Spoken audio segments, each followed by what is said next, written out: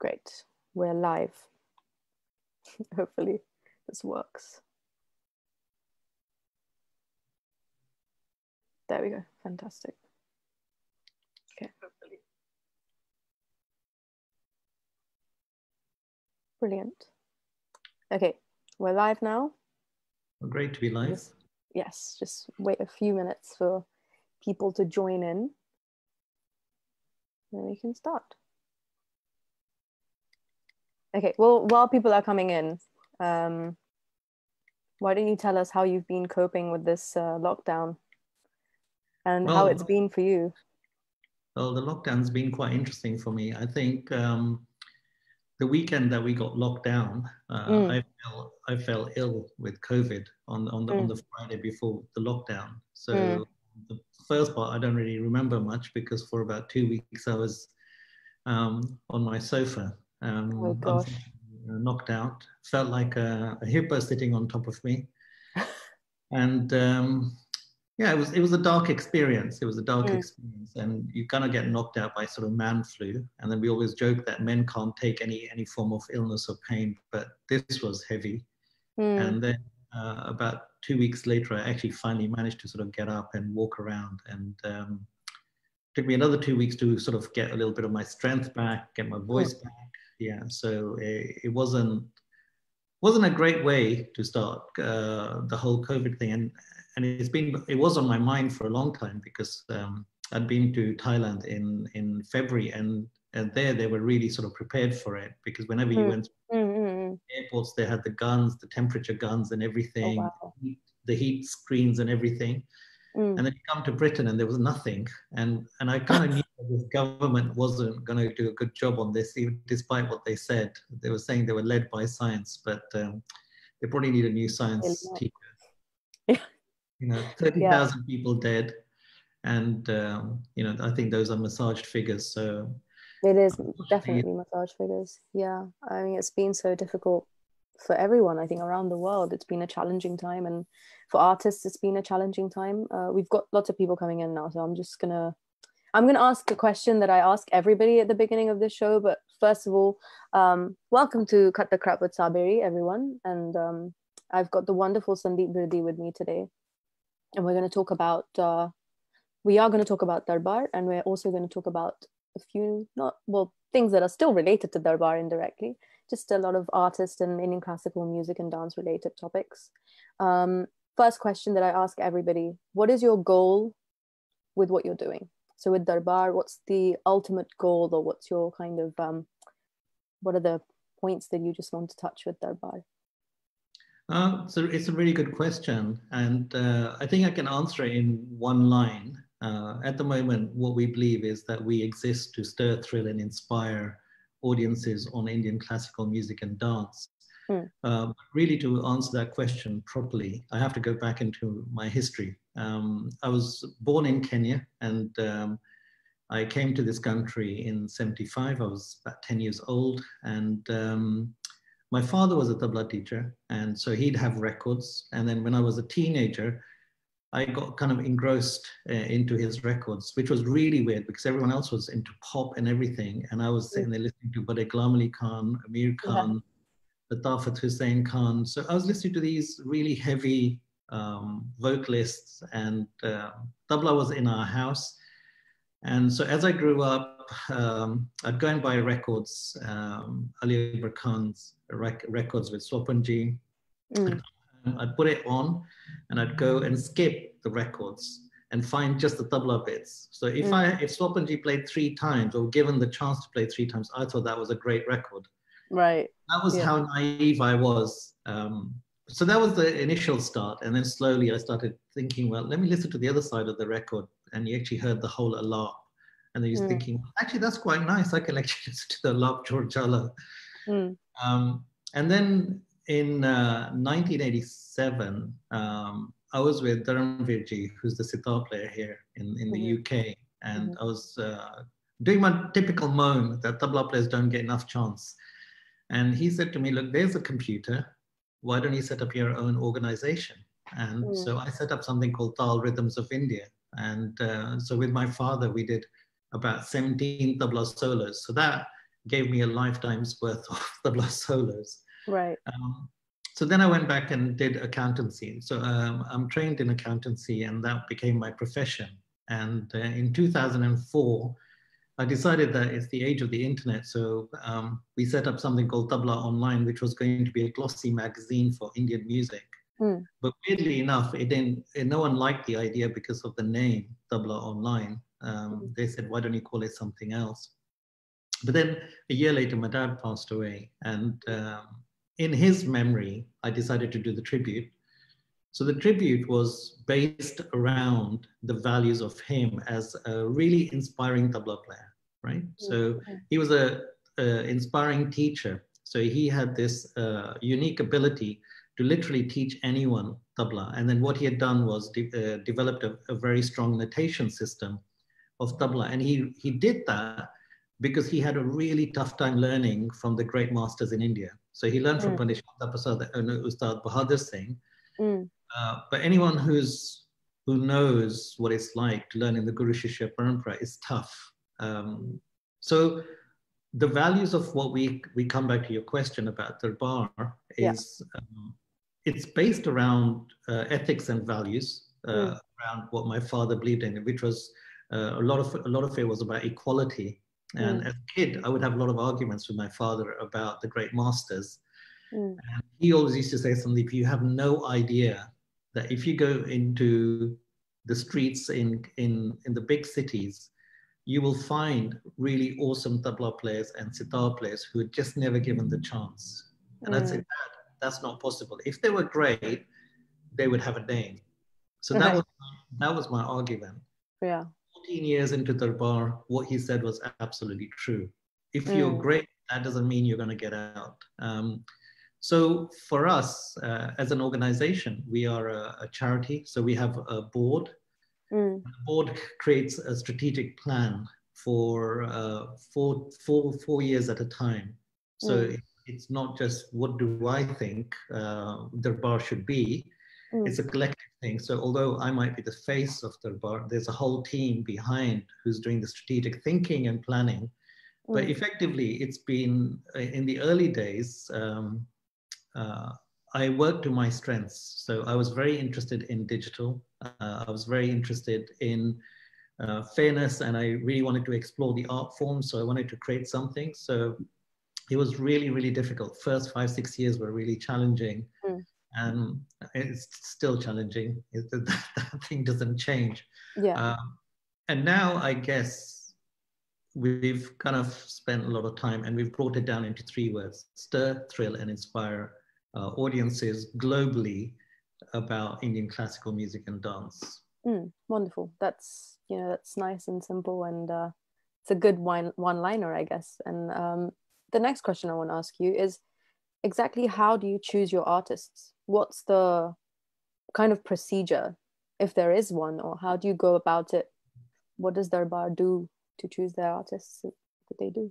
So what happened in year one was we were working with Alpesh Patel from Sensual Music. And so I'd been going to Saptak, and they've been doing lots of recordings. So we had a little bit of sort of discussion, and it was only meant to be 3 tabla solos by Pandit Kumar Bose, Swapanji, and Aninderji. That's all it was meant to be. And then when people found out that we were doing this, they said, can we perform as well?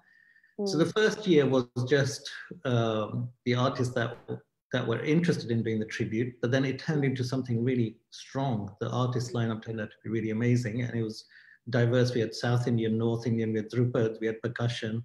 So it had all the elements I felt were important. And then so now that formula hasn't changed. So we are still about that. We never had a board, so we never curate by committee. It is kind of, I take the final decision. It is what it is, right? We've had some concerts not go so well, but overall, I have said to the board, the day you think I'm doing a bad job, please replace me. And because I think curating by committee is just too problematic. You have too many ideas. So, but now what recently I've done is I've been working with 3 people to try and create sort of a group of people that we can trust. And then the idea is that if I ever went under a bus, then they could just carry on Darbar as Okay. a Yeah. legacy. Yeah. So, you know, we have a bouncing board. But the other thing that that's really interesting, Saberi, is that I've been in the game now for 30 years. So Right. there's a lot of listening, there's a lot of research, and then there's a lot of sitting on YouTube and listening to some really terrible recordings with the headphones. Mm. 2010, we brought Pandit Venkatesh Kumar. Yeah, Mm. I only heard one abang of his, and I heard about 30 seconds, and I said, he's someone I want to get. At that time, he wasn't known. I couldn't find a real challenge to get him into the UK, but we got him here. So a lot of it is searching out for new talent. So I guess I play on the process that all of us like discovery and exploration. We all like going to new restaurants. We all like going to new holidays. We love it when we find a new piece of music that we've heard, and then you just keep on playing it day in, day out. So I just want to interrupt and ask, what is it that you look for when you're looking for new names, new artists?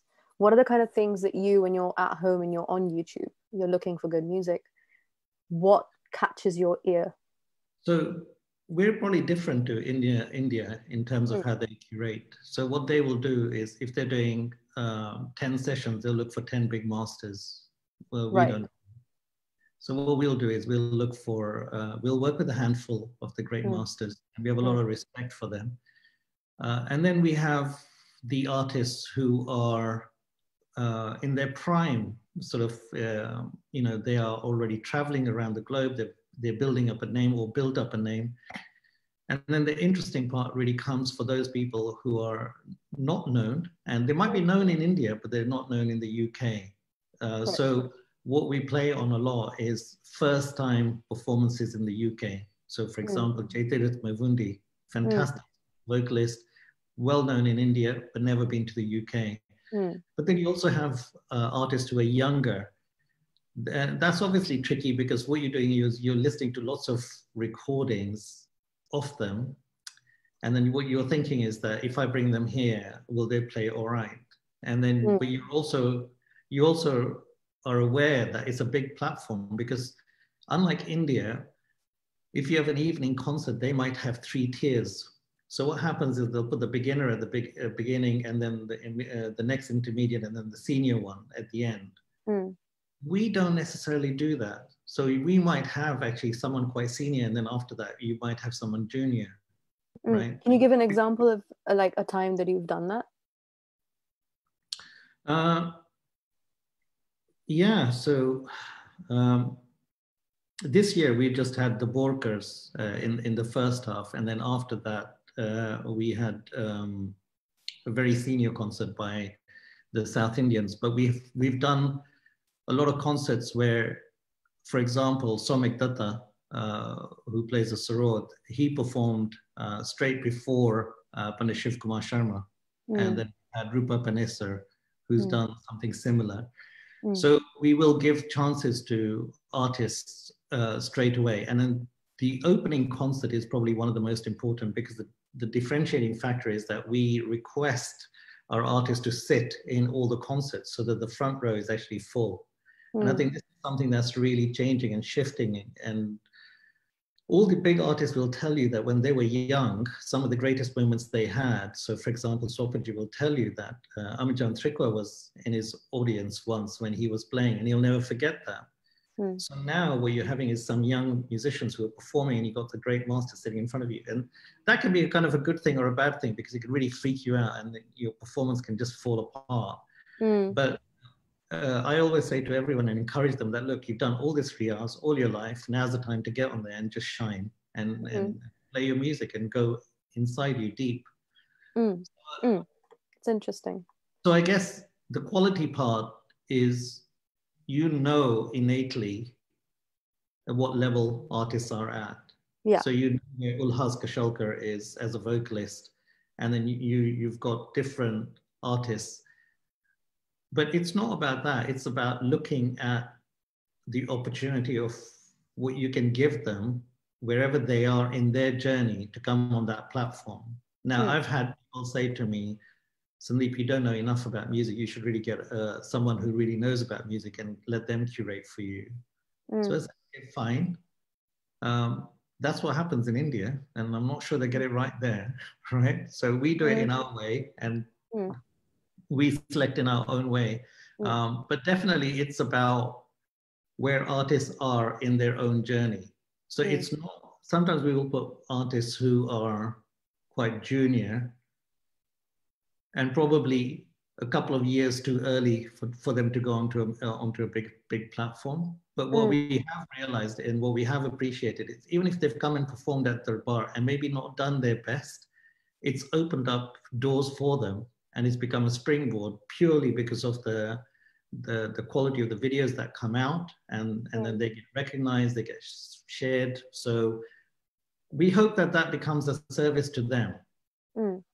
And so also what I want to know is when you're choosing artists, so I don't want to use, I don't know, I'll use the words main artist and accompanying artists, right? So how does that work? Because what I've heard, and you can correct me if I'm wrong, is that you guys choose your main artist and then you choose the accompanying artists also. And does the main artist have the choice then to say, I don't want to perform with this accompanying artist? Or are you very clear from Darbar that these are the accompanying artists that we're choosing for you, and one of these people is going to perform with you? I guess, yeah. So what it is we start with a number of tabla players because we've only got so much budget. And then we know if we're bringing a mridangam player, that mridangam player is going to play with both of them. And overall, I guess we start with the main artist, but I know which accompanying artists will go well with them. And generally, respectfully, I will speak to the main artist and say, this is who I've got in mind. Yeah. And we'll have a bit of a dialogue about that. And I'll explain my rationale for why I think that person is good. And so far we haven't really had that much of an issue. There's one or two musicians who only want to play with their accompanying artists. Yeah. And they have given me in-depth reasons for why. So I will make exceptions for that, but in the whole, we select the artist, but then, we want very strong accompanying artists, because if you've got a very good harmonium player, sarangi player, so for example, for vocal, you need a vocal type tabla player. If you get a soloist there, you're just going to destroy that concert because he's not going to give that vocalist the space and the breathing to perform. Do you have, as in, with the knowledge of music that you have, has that worked for you mostly when it comes to the output of the concert? Like, let's say you've decided, has that mostly worked for you? In general, I think it has. I think there are some situations where it hasn't, and it's kind of taught me a big lesson. Sometimes you've got these fantastic tabla players who can play brilliantly with solos, brilliantly with accompaniment in terms of sitar and all of that. You put them on vocal and they've just totally destroyed the whole concert. And then, so I've kind of learned that if you're going to take on a vocal concert, then make sure you've got a very seasoned sort of vocal tabla player who can keep that taker in the way that they want. And there are difficulties because certain vocalists will come with a certain style and they'll want their taker in a different way. Yeah. Generally, there are a number of good tabla players in the UK, thankfully.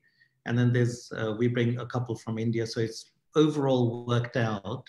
But yeah, I think you try and be respectful to the main artist, because you've got to give them what they want so that they can perform their best. No point tying their legs and saying, right, run. It's important that you do that for them.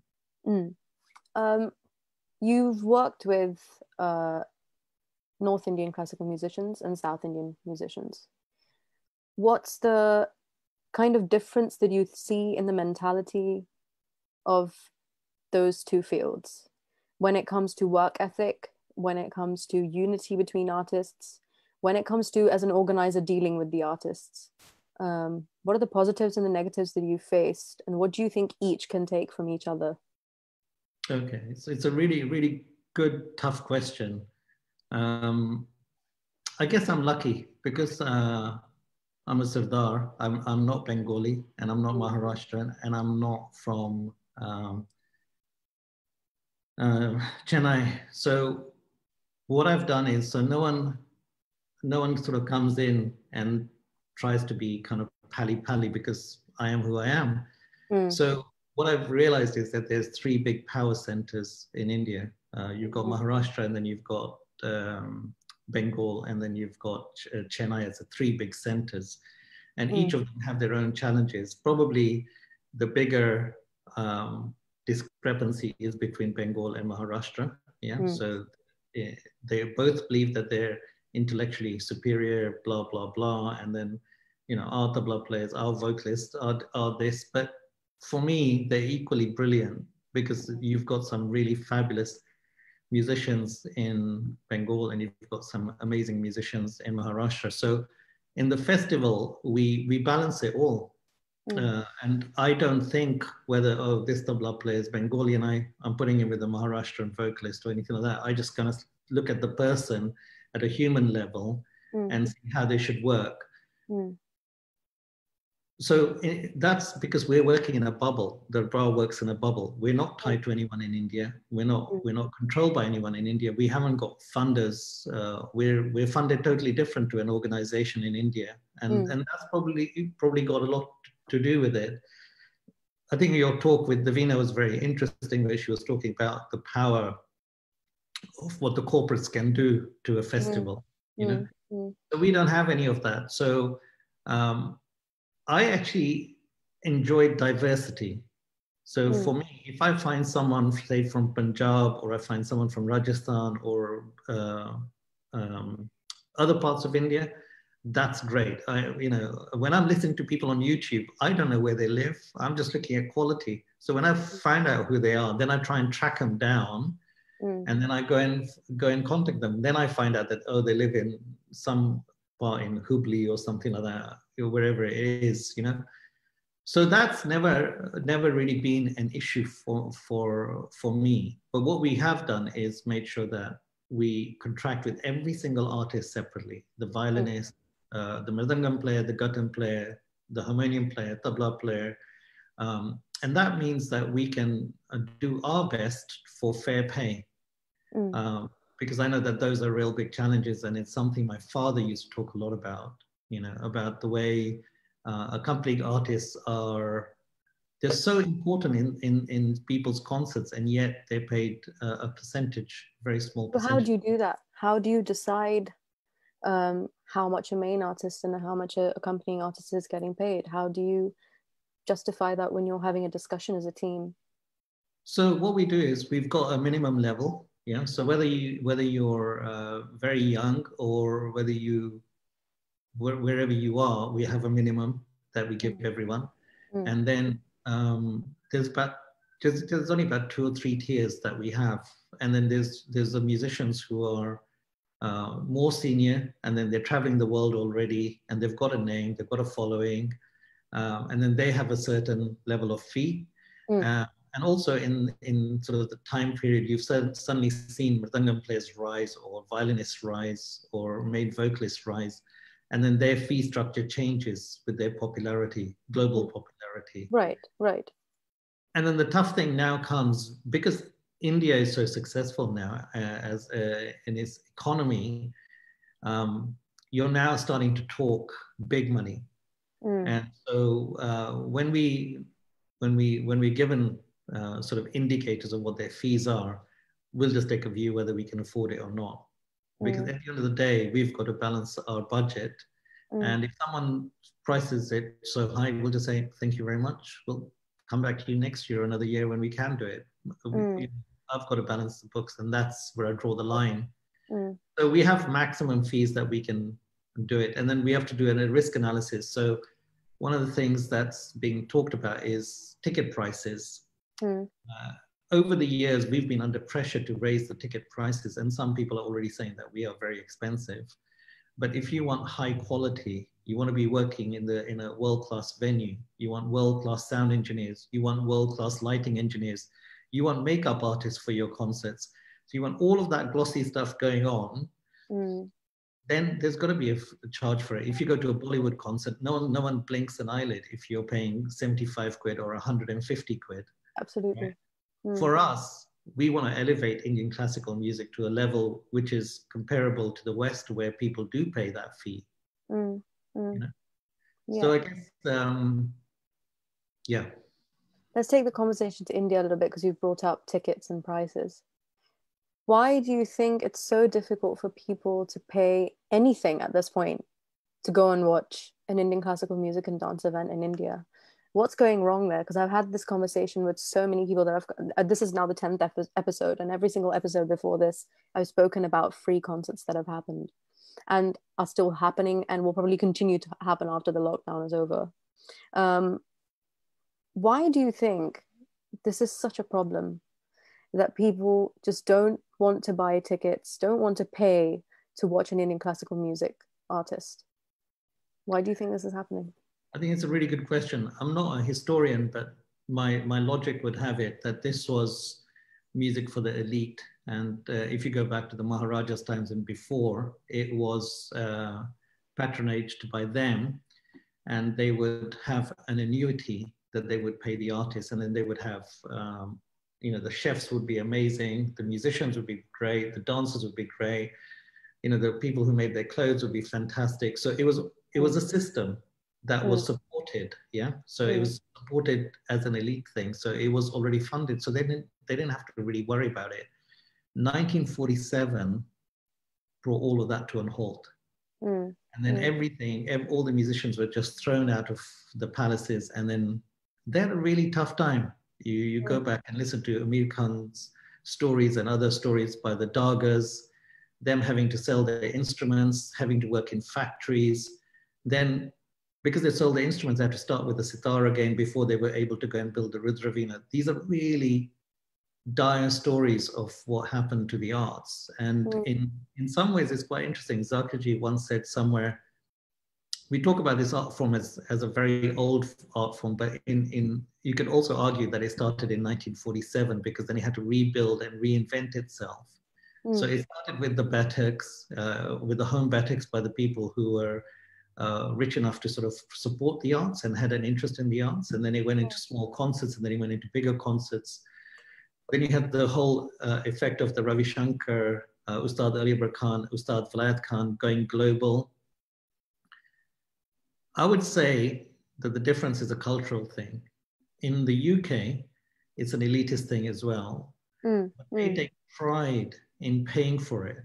They take pride in going to a world-class venue and then paying a lot to support the arts, because they know that when they buy a ticket, they are supporting the organizations who are carrying out that work, and the artists are going to be paid. So if you have a Western classical orchestra, you're not going to get much change out of 50 grand out of one concert. Yeah. So if you have to pay £50,000, then you're going to have to charge a good whack for it. Right. I guess our problem really is Delhi.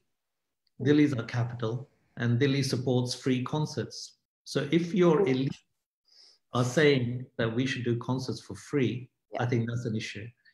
If you've got corporates who will support them and then say, we are going to give the tickets for free, or they're going to invite, their key friends who are going to be sitting in the front of the sofas, and all the real punters are at the back, right? I think that's the problem. So I think it's a cultural thing. And is there going to be a shift? I don't know. But I think more and more Indians are getting used to paying for things. So for example, Netflix, subscription channels, the younger generation is more in line with that. Yes, if you can go to Nando's and you can pay for it, then you can go to a concert and pay for it. And I think it needs to be paid for it. I think it needs to be supported. So as an arts organization, we are funded primarily by the Arts Council of England, which India doesn't have. And I think that's another big difference. So the government in the UK has something called the DCMS, the Department of Culture. They're given a bunch of funds, and then they give it to the Arts Council. Now, the Arts Council has a 10-year framework of where it wants to see arts going to. India has no strategic plan. I mean, I have flown from here to festivals And I've contacted the I've contacted the curators of the festival and said, look, I'm coming. Can you just give me the dates of when your festival are? And then literally about a week before, I've got rough dates and I haven't got no idea of the lineup. And then they just pop it up in the last couple of days. So I guess it's a cultural difference, and I'm not sure what it will take for people to start paying good money for concerts in India. I mean, because we're having this discussion, what I've noticed is that in India, like when I had the conversation with Devina, she was speaking about sponsorships and how when you include sponsors into your organization, you have to have their logos at the back because they have some terms and conditions, right? They want you to follow. You need to have their logos at the back. It has to be a whole flashy affair. And according to her, that kind of takes away from the experience of the visual experience and obviously the experience of the music, because then it's all about the sponsorship and all of the glitz and the glam. We're very lucky in the UK because, like you said, we have Arts Council and we have a system like that. Unfortunately, when sponsorship comes in, then comes in the danger of bringing the same artists and repeating the same artists, because those companies are not going to sponsor you unless you bring those big names in. So that's my next question to you. What is the policy of Darbar when it comes to repeating artists? And yeah. So that's quite interesting. We generally have a non-repeat policy. Yeah. In the first couple of years, it was very strict when we first started. And then as it's sort of gone on, we've relaxed that policy. So then we have like a 4 or 5 year gap. Yeah. A couple of musicians have sneaked in. Yeah. Somehow. But generally we have an idea that we don't want to repeat artists because that's what keeps the festival fresh. That's what allows us to have the gaps to find new talent. We are forced to find new talent. We cannot just simply relax and say, oh, by the way, yeah, we just get so-and-so back and so-and-so. So if you do repeat an artist, sorry, I'm interrupting you, but if you do repeat an artist, what are in between that 4 or 5 year gap? Let's say you repeat them, I don't know, like 2 years in between. What are the reasons that you see fit to repeat the artist? So I'll give you a good one. I think my dates are correct. So we worked with Koshki ji back in 2008. Then she didn't come till 2015. And now it's 2020. So this year we've programmed her. So she's at 2008 to 2015, 2015 to 2010. Yeah, so there's a 5 year gap. And obviously she is kind of one of India's really strong rising masters. Same time we've worked with someone like Kala Ramnath, who came in the first festival 2006, and then she came in 2019, and then I got an earache for why am I going back after such a long time? So it depends, but generally they only come back once we've seen kind of a strength in that. So there is also a level of platform building, because one of the things we have here, and I'll share it openly, is we can access really big venues. So I heard Divina was talking about 2,000-seater venues, but we've worked in 3,000-seater venues. We've worked in 8,000-seater venues as well. The problem is that, so for example, we can get venues, but I'm not sure we can sell them.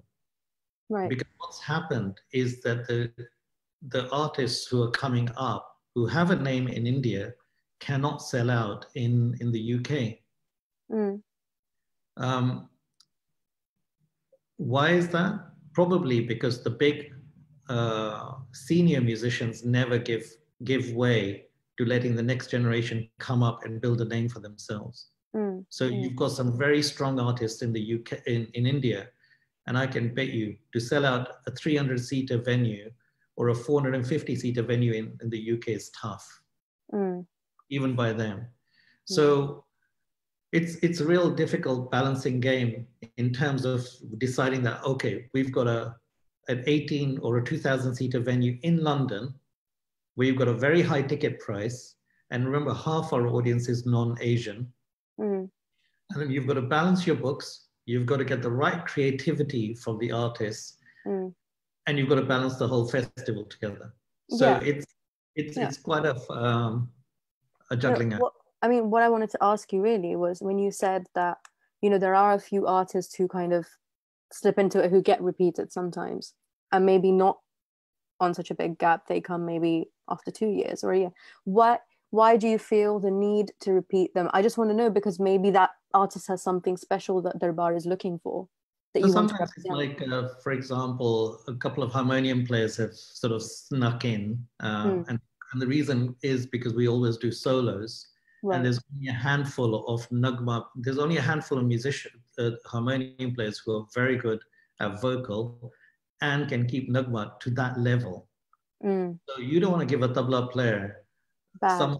someone who's not going to be able to keep the time. So sometimes what we think is, oh, okay, I'm going to have to give in on this one, because I know that the timekeeping is so essential. Mm, mm. So you have So to keep that harmonium player for the quality of the timekeeping, for that purpose. that's right. And then For that purpose. we do try and find new artists and all of that sort of stuff. But when tabla players talk frankly, they will tell you who's going to be able to hold it and who's not going to be able to hold Right. it. Yeah, that's Uh, that's a fair enough point, I guess. For you know, for at the those same who time, it's important that the vocalists are really happy. mm, mm, mm. Um the other question I wanted to ask is, how easy or difficult has it been to work with artists from India and to keep the political balance? Because obviously a lot of artists have a lot of issues with each other. And when have you had weird requests, like artists telling you, I'm not going to perform because I have an issue with this person? Do you see a very apparent problem or a unity issue between artists in India and here and in the UK? I'm going to include all artists, whether India or UK for that matter. And how do you think we can strengthen unity in this community? I mean, the sad thing is we're not a united sector. We're not a united sector in India. We're not a united sector in the UK, unfortunately. There's 10 big organizations in the UK, and we're not united in that way. In terms of artists, we've been very lucky because no one's known about Darbar in the early stages. So it was just like, who's this guy? What does he want? Yeah, all right, fine. It's a concert. Fine, I'll come and perform. Now it's kind of a little bit different. But generally, I'll say that I've been very lucky that we haven't really faced those issues. But if I have an issue, I'll drop the artist straight away. It doesn't matter where they are, what standard, what they're perceived in India. If it's not going to work for us, it's not going to work for us. Yeah, Right. we work round the clock, day in, day out, on every weekend. We know what it takes to get an audience in the UK. And so we haven't got time to work with anyone difficult. So if someone's difficult, then yes, please stay in India because you're doing great there, and good for you. But we give a lot of respect, and we work very hard to treat our artists equally and with a lot of dignity. So we'll make sure that we go and pick them up from the airports. We'll do the welcome. We'll look after them. We'll take them on tours. My job is to make sure that we give them the best platform with my team in terms of courtesy, technical standard, so that they just have the platform. Yeah. Now, what they do on that platform is up to them. I can't control that. That's up to their own emotions, their own journey. But I've done my job. And then once the concert starts, it's over to them. So we've worked like that, and it's worked for us. And it's probably worked for us because we work one-to-one with everyone. There isn't anything like that. But in the South, they're very courteous. But I know of situations of lots of issues like these musicians will not play with someone from this caste, or a mridangam player is not going to play with this woman, or something like that. And then so you've got those issues. No one's going to admit it to you on a public forum like Facebook or anything like that, but we know it happens, and that's really sad that even now there's people who don't want to play because there's a woman in question. I mean, that's can I just add one thing to that? Yeah, it's sure. not only in our genre, yeah, it's in Western Definitely, classical yeah. music. Because if you look at the orchestras and you look at the composers, there's very few female composers, Mm. very few female conductors. If you look at the orchestra, majority of it is men. They've got really major challenging issues, and those issues you could argue are derived from patriarchy. You know, a woman's role is in the house. Woman has to go and cook. She gets, you know, even if you're an artist, if you get married, you've got the responsibility. You've got to have children. You know, is your husband going to be strong enough to allow you to go and tour? All those are really huge challenges. So Yeah. it's kind of the nature, but that's not only in Indian classical music. It's a global issue. Mm. And related to this, I wanted to ask you, before we go on to dance, because I have questions to ask you about dance, but before we go into that, when you're, because I had a conversation with you before this, I don't know if you remember, but we met and had a face-to-face conversation. And you said that it was important for Darbar to represent women.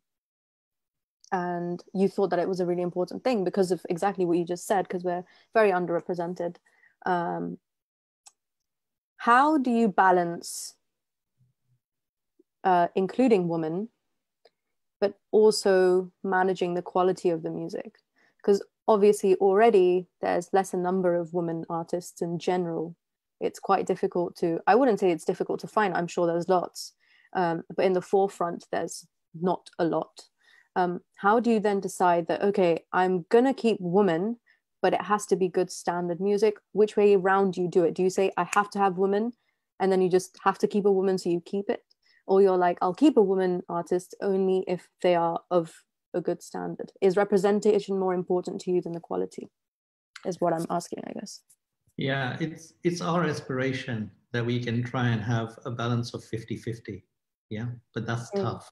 It's tough. Yeah. Sometimes we end up with 70-30, and if we do 70-30, and some years we have a better year where we can find more female artists. We might be able to achieve 50-50, and some years we can't. Mm.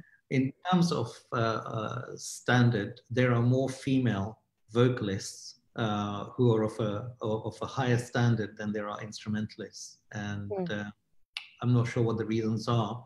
And that's the same in North and South India.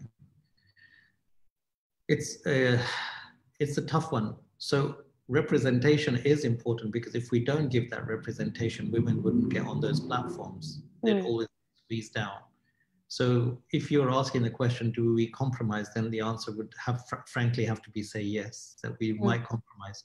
So I might have a female musician who's coming on board.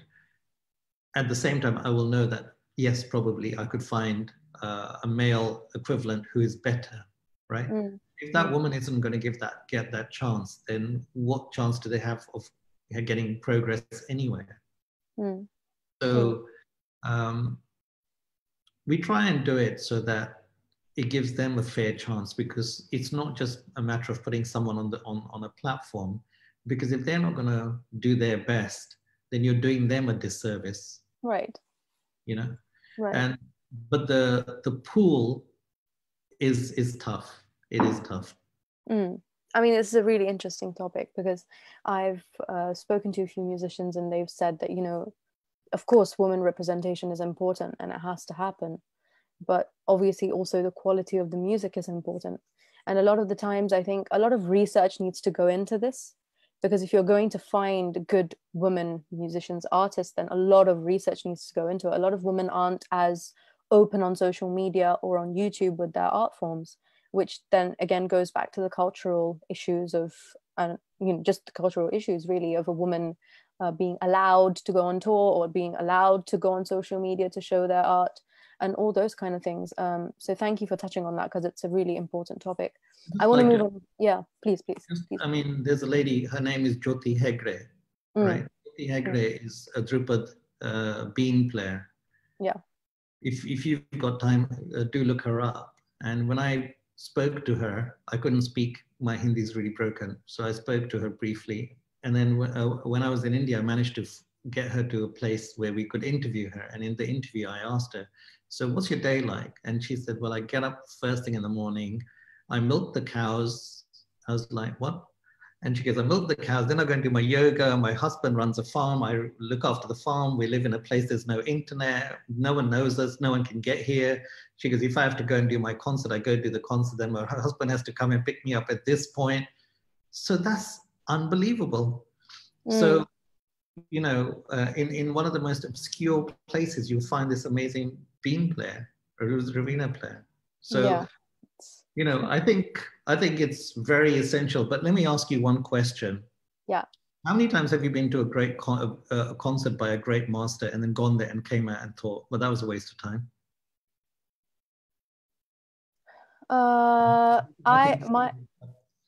Sorry. For me, it's happened loads of times. Yeah, I mean, it's happened to me loads of times. It has happened many times.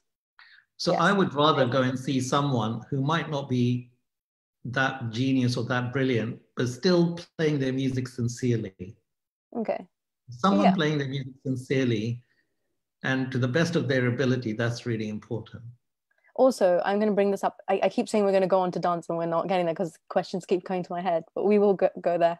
But this is the last one before the dance question. Again, when we had the last conversation that we did, I don't want to mention names because this is one policy that I have on the show. I asked you about an artist and why you had invited them a couple of times, or, you know, in a row. And the first thing I remember you telling me, and I might be wrong, my memory might be bad, but you said, a lot of people have asked me this question that you've just asked me.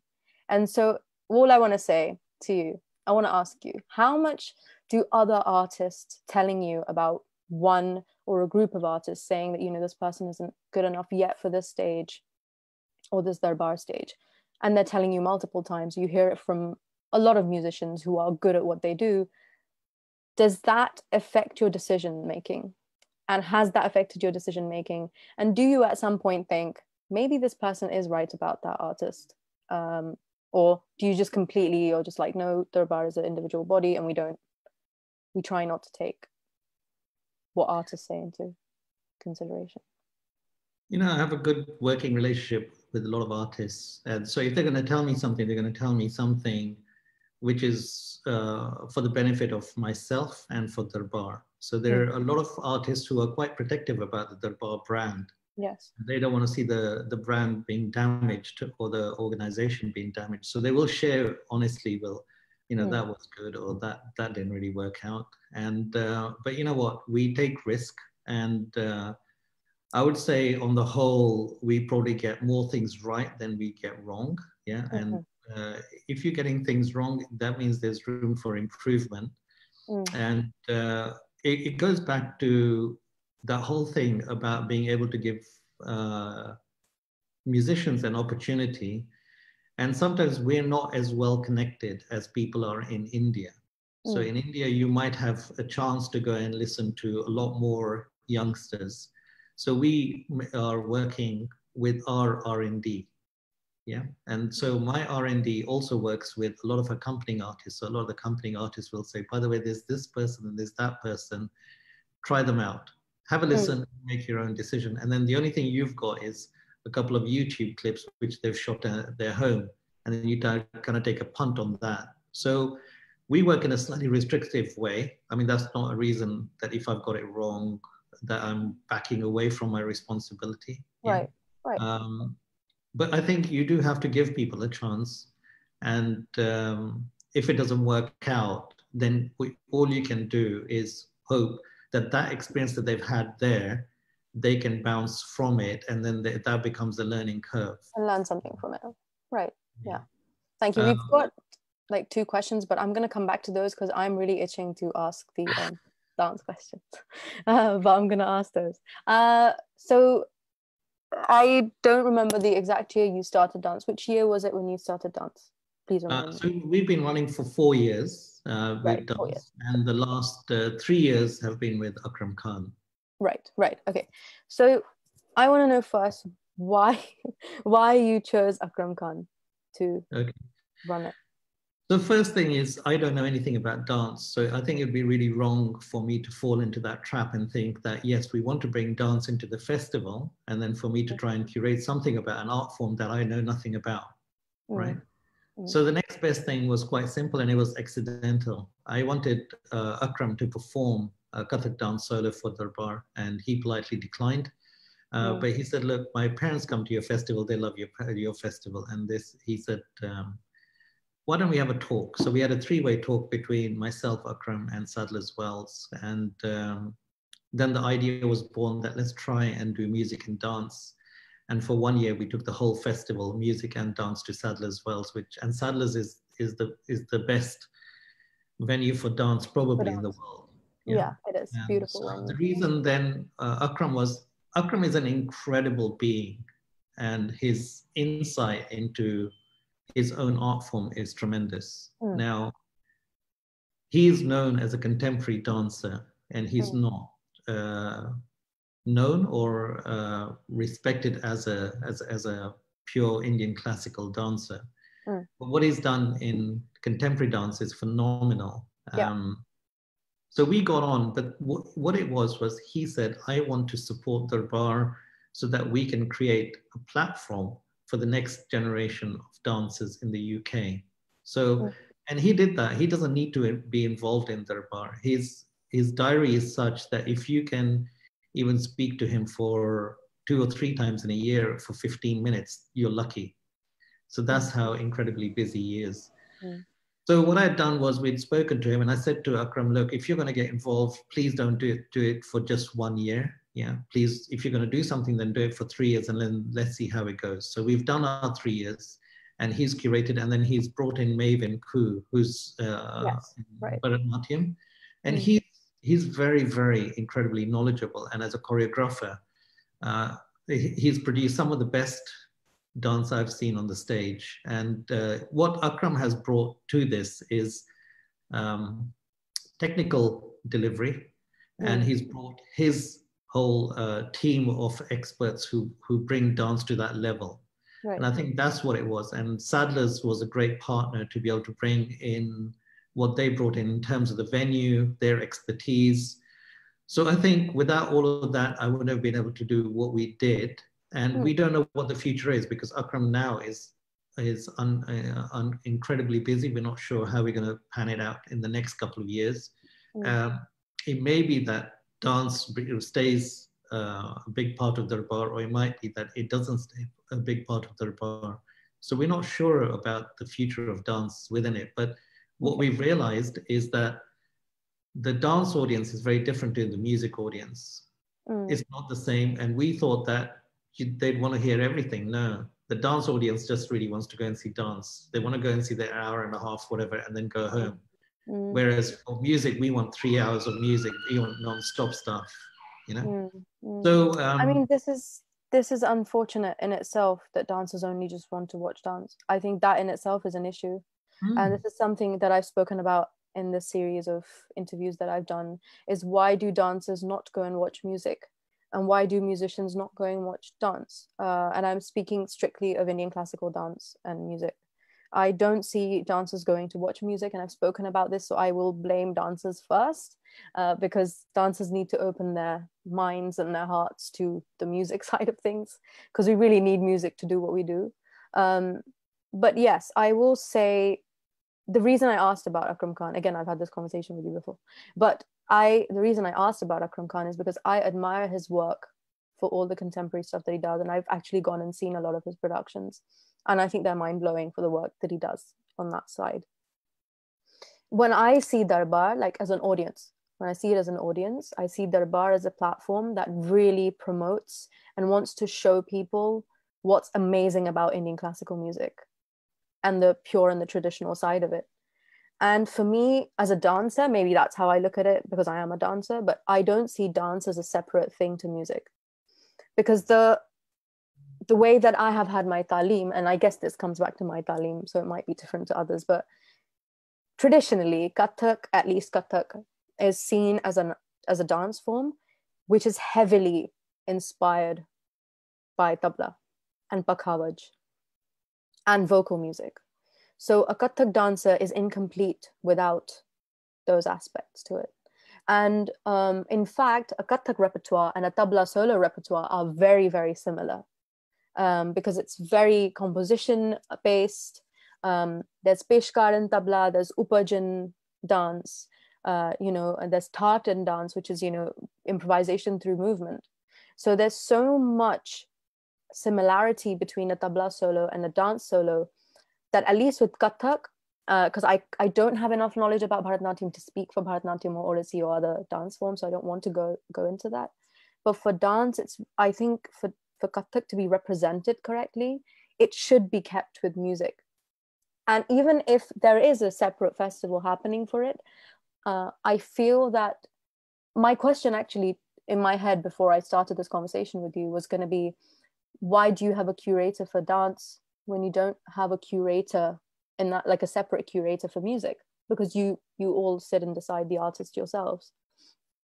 Because when I see Akram Khan and the artist that he's kind of gotten involved with Darbar, they're heavily contemporary based artists. And even the ones that have come who are classically trained, their setup has been changed, right? So that it looks more, I don't know what you were going for, but maybe edgy and not really traditional in that sense.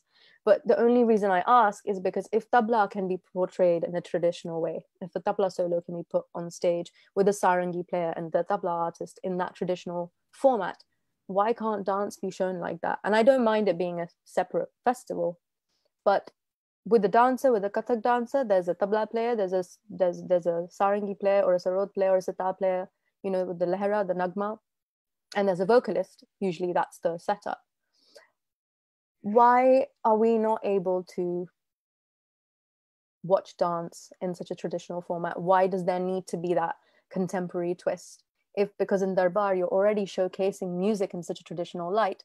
So surely the audience who come to watch dance, they're also thinking that you're showing them traditional dance.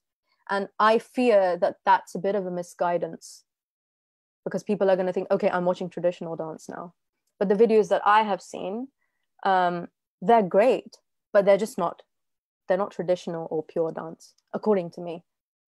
That's fair enough. I think that's fair enough, because what you've got is a world-class contemporary exponent curating in a new way, in a way that he feels where dance should be taken, and he's supported by Maven, who's done, like you said, you don't want to talk about Bharatanatyam or Odissi or something like that, but they represent those forms. So I've seen some incredible work. Now, yes, I would say that you're right, that it's very theatrical.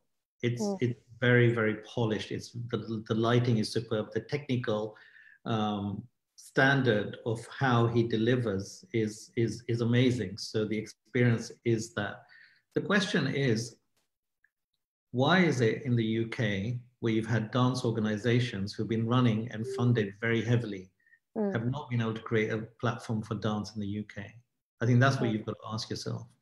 And a large part of it is that something needs to be shaken up in its presentation. So you could argue, people can argue that Darbar is very polished, but we don't want to go for that. What we want to do is sit in a home and have a little batak.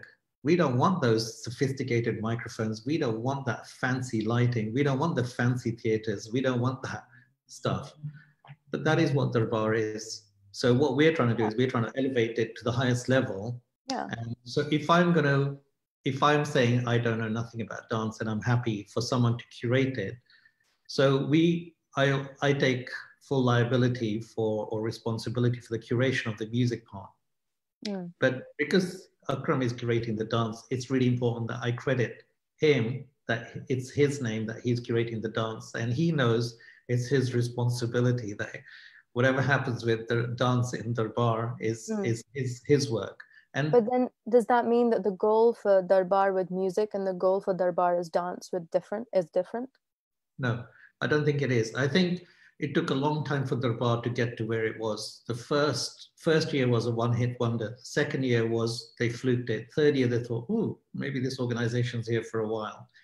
So it took a while for us to develop a reputation. Now the problem I guess, could have been that when you've grown to a level where you're known internationally, to suddenly add dance, how do you do it? So one idea could be that we could have started very small, started in a 100-seater venue, 200-seater venue, then 300-seater venue, and then built it up over the years. But unfortunately, because it was Akram, it just went straight to the biggest venue, so that was challenging. Also, the other question I have is, with dance, is it mainly, because you keep using the word choreographed, is it mainly choreographed by the curators? Like Marvin Ku and Akram Khan are very much involved in what the artists are? No, what they do is, so for example, like say Maithili Prakash or Temple of Fine Arts, they have their pieces, or Madhvi Mudgal has her pieces, and then there are certain things that we will show in a very traditional form. So the Udasi dance that Madhviji presented it was all her creation, it was all her thing. There was very little input or no input from either Akram or Maven. But something like Temple of Fine Arts or Maithili Prakash, then what they will do is when they're rehearsing, it's really incredible just to see Akram being in that space with Maven and just sort of help polish it up. The piece is already done. All they're doing is just making sure that when it's presented in that 1 hour or whatever it is, it's given the optimal experience that he brings in his way of presentation. I think that would be fair. And by presentation, do you mean where the accompanying artists sit, how they sit? Because I think there was one video, and I don't know which one it was. I think it might have been Dhirendra Tiwari. I'm not sure, but there were accompanying artists sitting on either side. Yeah. Was it that video? Am I right? I don't know. I might be wrong. That's right. So the format, we changed the format in how the artists sat, and because we have the technology to give them the monitoring and the thing, they don't need to be sitting on one side. So when you're watching it, it's actually a visually balanced thing. But also in terms of the lighting, the cues, that sort of detail, Akram was really amazing. And over the last 3 years, I think I've learned a lot about presentation and delivery. Now, what he wants to do in the future, we don't know. So if he carries on, then we will have discussions about maybe looking at smaller venues and looking at how do we bring in more, sort of like you were saying, Kathak dance or Bharatanatyam or forms. I mean, the point that I'm trying to make is that, for example, when a tabla player goes on stage, they're playing peshkar, for example. That's all improvised. That peshkar is improvisation. Same like that, there's improvisation in Kathak. When we do upaj, we're improvising on teen tal or on chap tal or on the time cycle that we're trying to portray to the audience. Now, whatever I've seen with the Darbar Festival dance, again, which is maybe then having Akram on this would have been great as well. Obviously, he's very busy and it's quite difficult to have him on anything. But if he was here, my question to him would have been, how much of that improvisational side of the dance are you keeping? Because when you look at, because the dances that I have seen on the Darbar videos that I've seen, there is hardly any improvisation involved in that because the setup isn't really for that. Here's a question, but let me just turn it around. Yeah. How much of the artists in Indian classical music are playing extempo? Well, at least with tabla players. How much of what they play is improvisational? So we talk about that this is an improvisational form. If you take a sitar player who plays Alap Chorjala and take Bhim Plasi as an example, or Malkons, they've done it so many thousands of times. You can argue that actually 80% of what they're doing is fixed. Yeah, but there's still that. I mean, even if that combination of notes has come in their life 10 times, they're still deciding when it comes into the performance. Nobody's telling them that you can only play this combination of notes at this minute, at this time on stage. With dancers, that keeps happening. Everything is so choreographed that I now have to know exactly when to move my hand this way and when to move my hand that way. Why, as a dancer, can I not have that? Why? Basically, actually, my straightforward question is, if I was to perform at Darbar, why do I need an Akram Khan to tell me? It doesn't. Why? It doesn't. I don't think I need it, because I'm a classically trained dancer, and I'm saying and I'm talking about all classically trained dancers here. So is Akram Khan, but he's a contemporary artist mainly. So yes, he can tell me maybe, Saberi, if you stand here, the light will fall like this on you, and so the presentation will look good. But in that, I'm only saying this because I've watched the videos, and I feel that in trying to make it look great, a lot of the content of the art form is missing. But I don't see that with Darbar when I see tabla, sarod, sitar, vocal, or South Indian classical music, and which is great. That's what I admire about Darbar as an audience when I watch the music side of things, because So I that's think fair. it really That's fair enough. Yeah, that's shows fair enough. music in its That's core it sense. means sorry, it means that we've got some way to go in getting that Yeah. formula right. But also, I'll say one thing. It's an interesting discussion about when does contemporary become classical? Yeah. So what the form has really changed. So if you take sitar, we used to be on a completely different string structure. So if you look at the rabab, it was catgut and had a very different sound. Then you had the sarod, which brought in a new sound.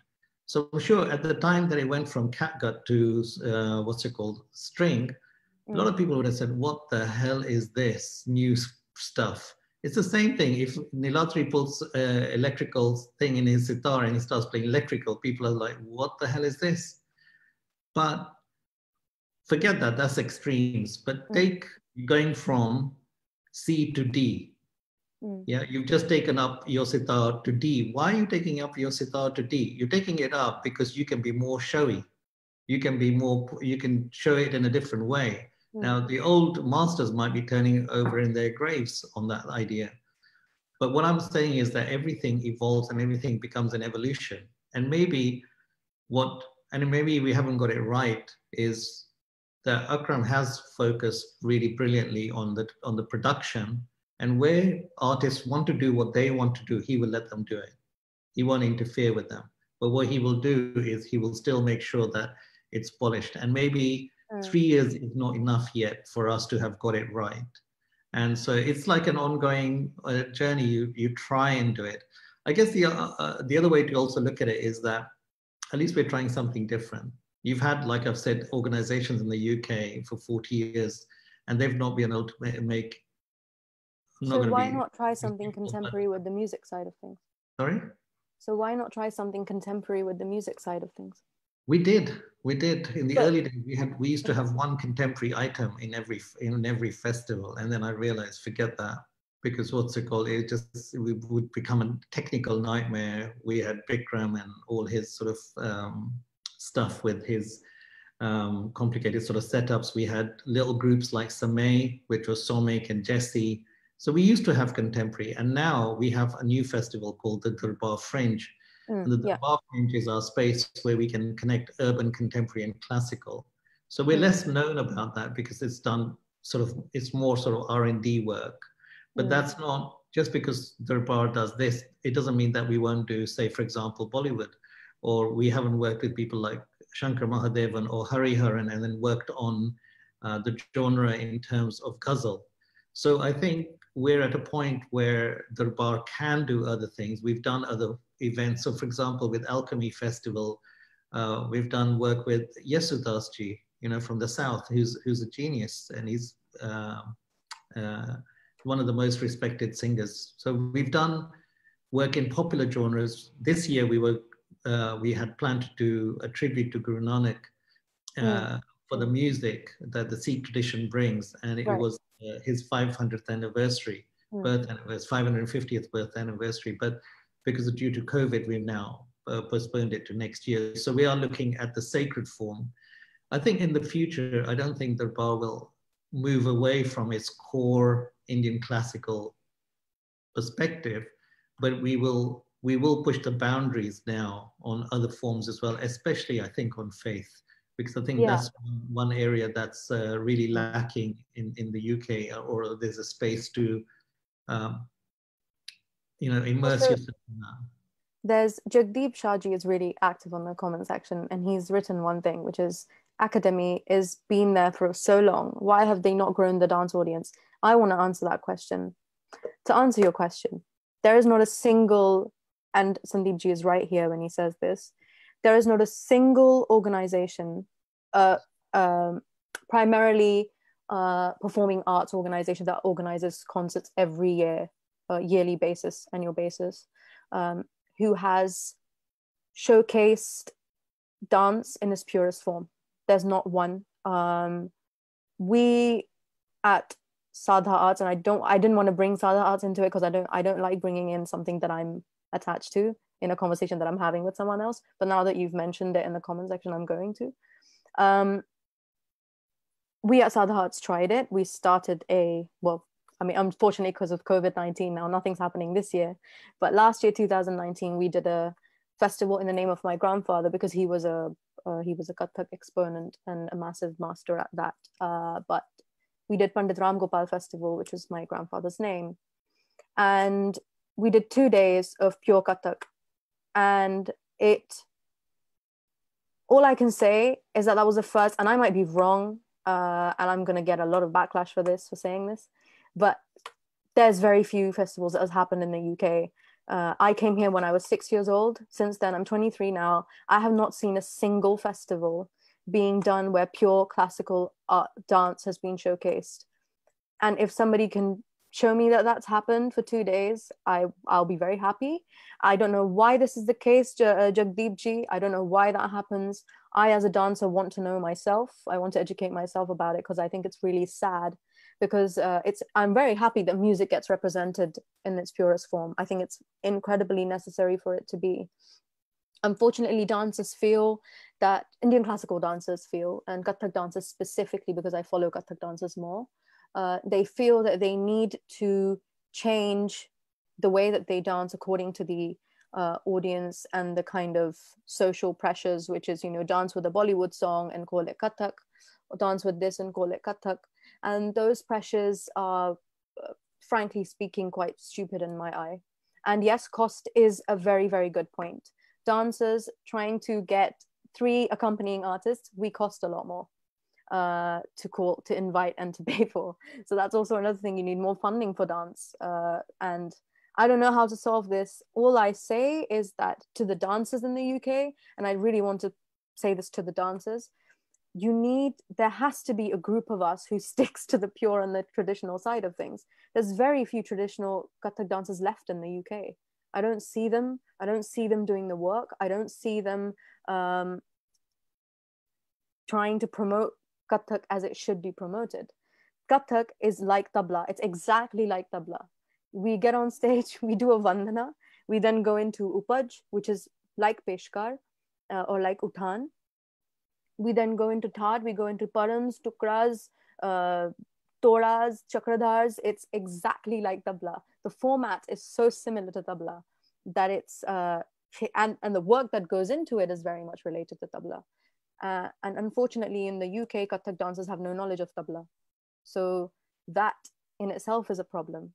And I don't think you're saying that we need audience. I think you do have audience.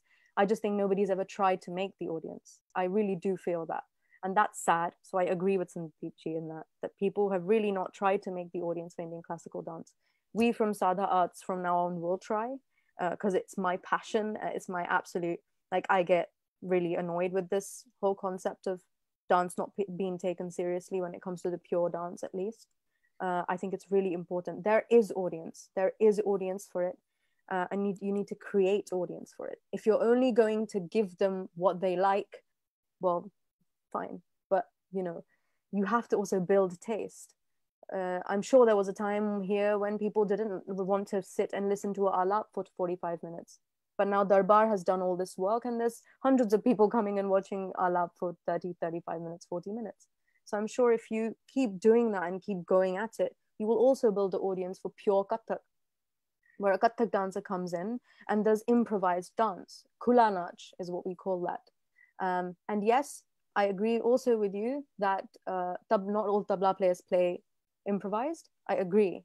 But mostly the tabla players, at least that I know of the greats that we spoke about here, Pandit Kumar Bose, Pandit Anindya Chatterjee, all these people, their peshkar, the peshkar that they play, the utans that they play, those are improvised. Yes, a lot of phrases are repeated, but they're in control of when they're repeating that. Their knowledge is vast.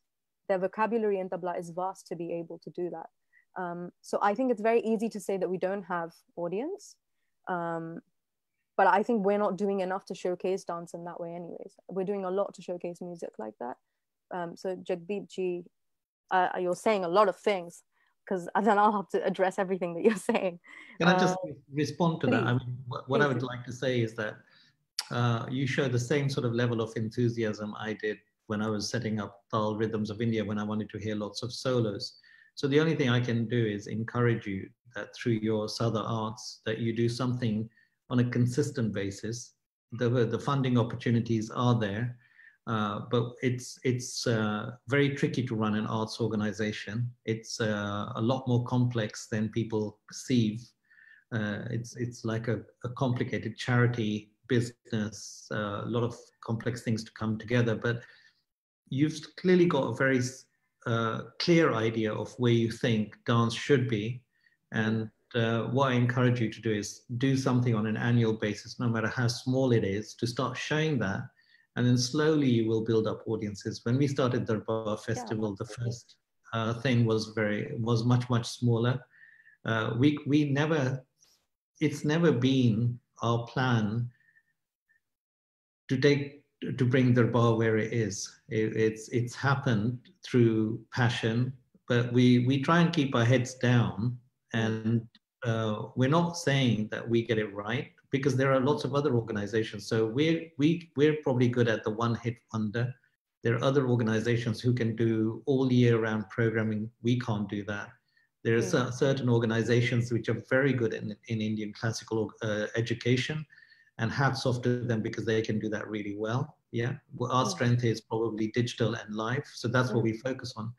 So if you've got that passion and you can see that that things could be done in a different way, then you should really focus and work hard on that.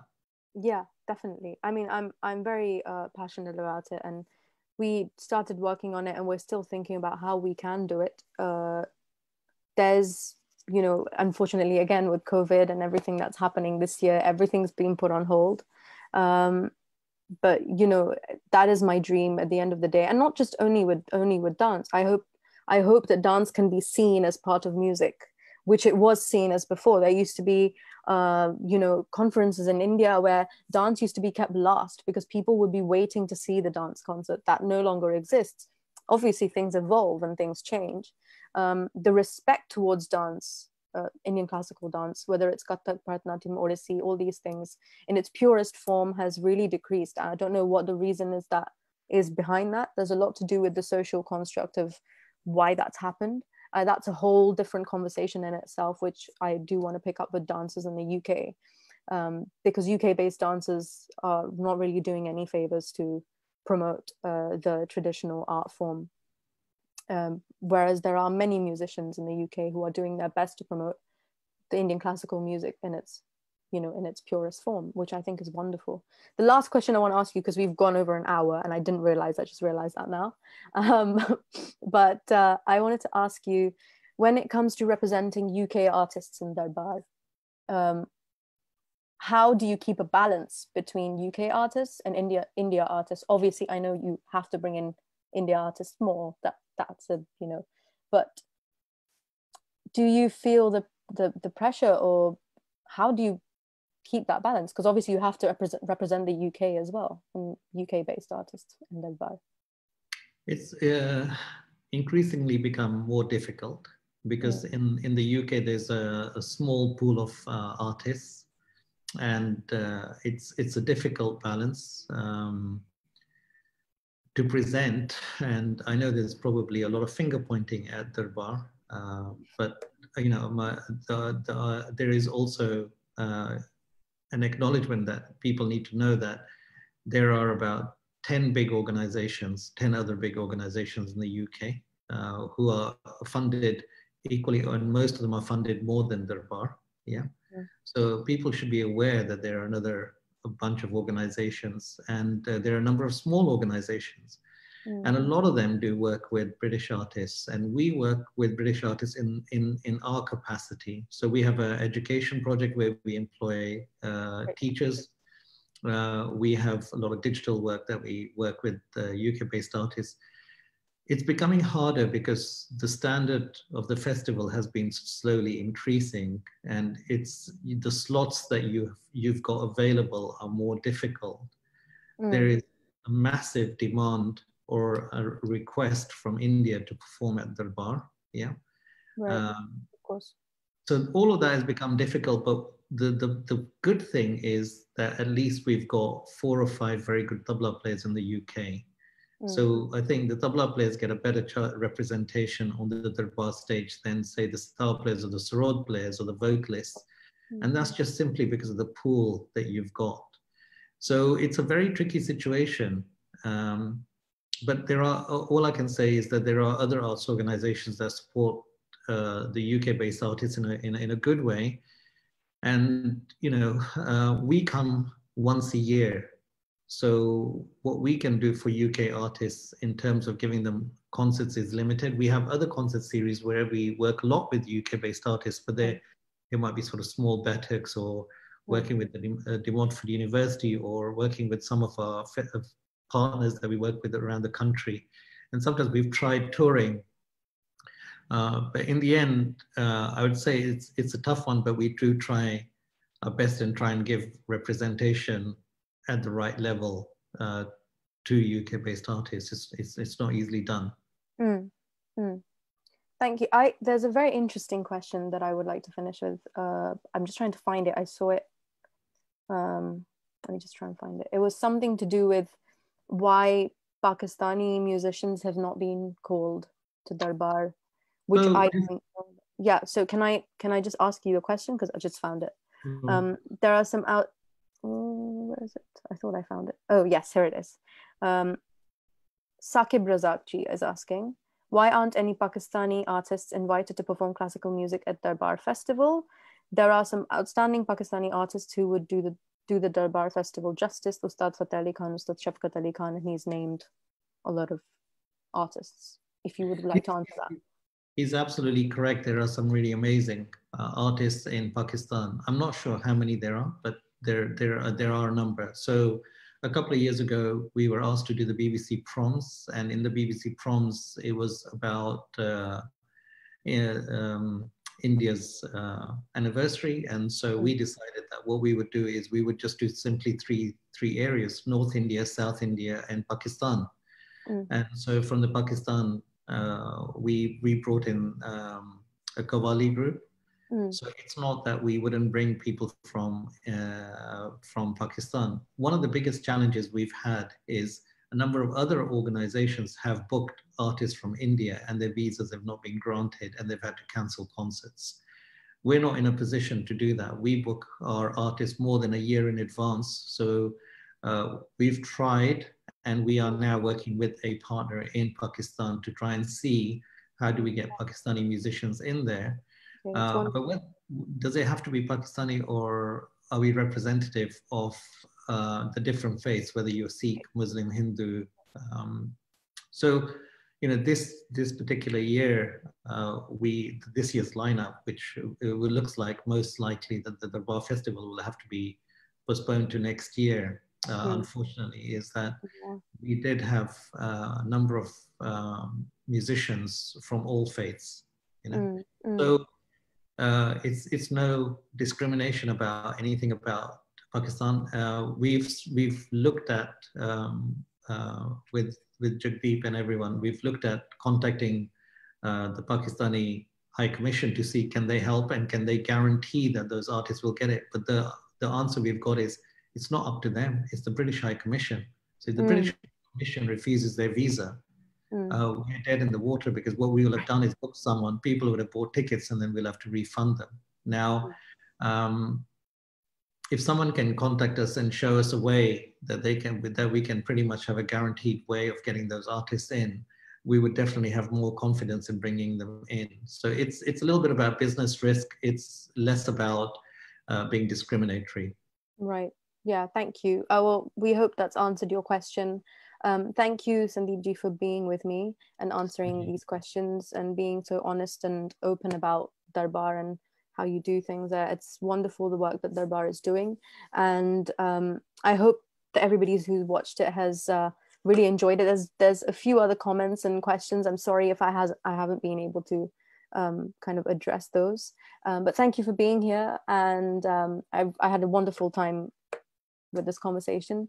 The next session is on Monday, and I'm sitting down with Rohin Bose, and we're going to talk a little more about tabla and the research that he does on music. So that'll be a very different conversation as well. Thank you everyone for joining. Thank you once again, Sandeep ji, for being here, and I'll see you all on Monday. Thank you. Bye. Bye, everyone.